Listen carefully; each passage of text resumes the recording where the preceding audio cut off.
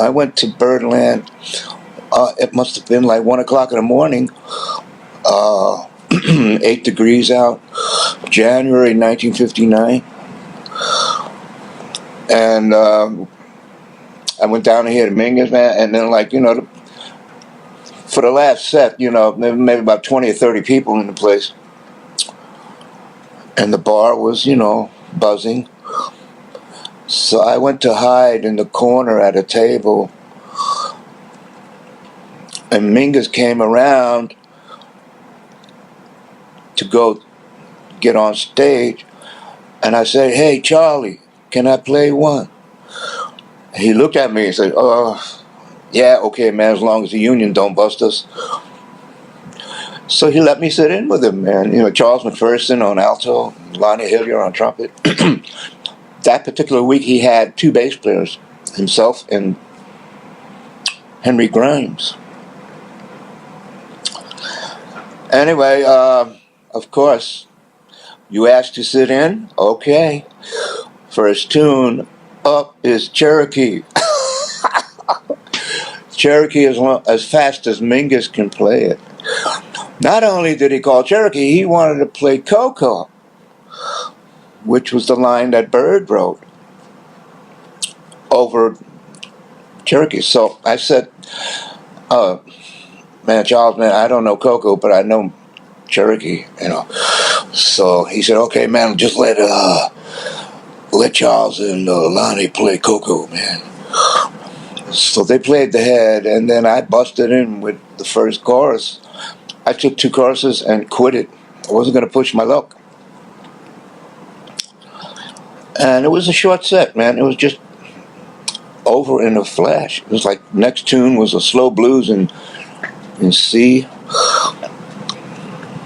And at that particular year, the Selmer came out with an extra low note on the baritones. Up until then, it was only like a D flat. So now you can play a low C, which is a low A on the horn. And he kept looking at my horn and wondering, wow, never heard that before. Never heard that note before on the baritone. And so I saw that he dug it. So I gave him a few extra. Bob. Since it was a blues in C, that was the lowest note on my horn. So I went Bob. Anyway, so the set was over like in 20-25 minutes. Last set. And Mingus said, "Let's play the theme. Lullaby Birdland." Oh, wow. Let's go. And he said, whoa, stop. It's in D minor and not C minor.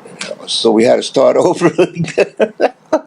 And I said, man, in my mind, I said, who gives a damn about what keys? And it's like 2 o'clock in the morning, man.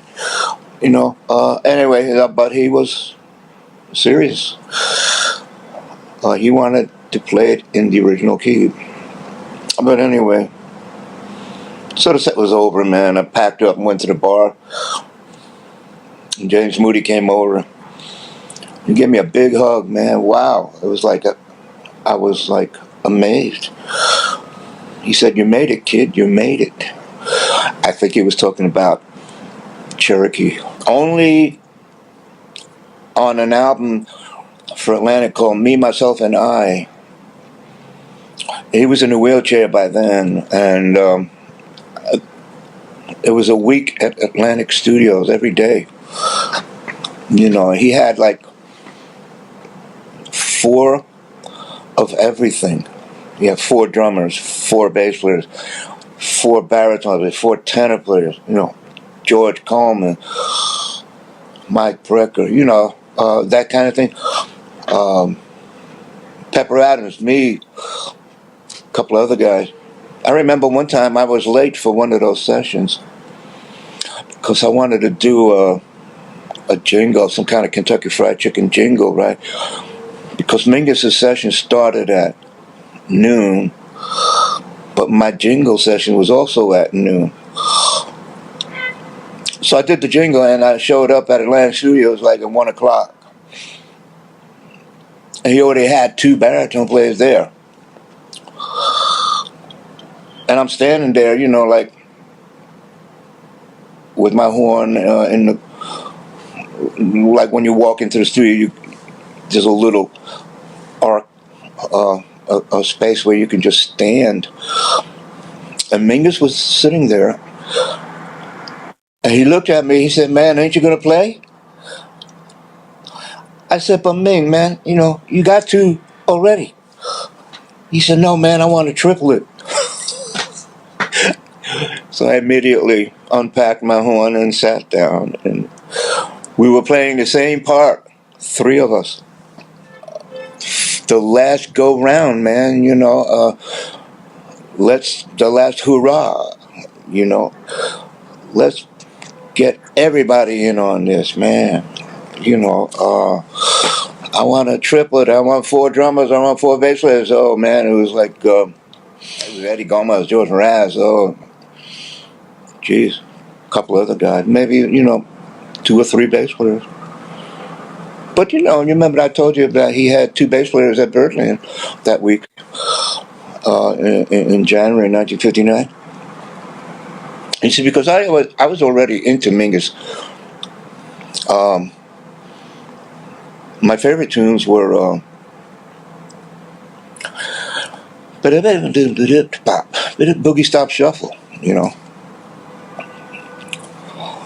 And because I was so hip, man, I would go to sessions and tell all the guys in the rhythm section, "Yeah, man, just play B flat minor blues, man. I'll take care of the rest." And I would play Boogie Stop Shuffle.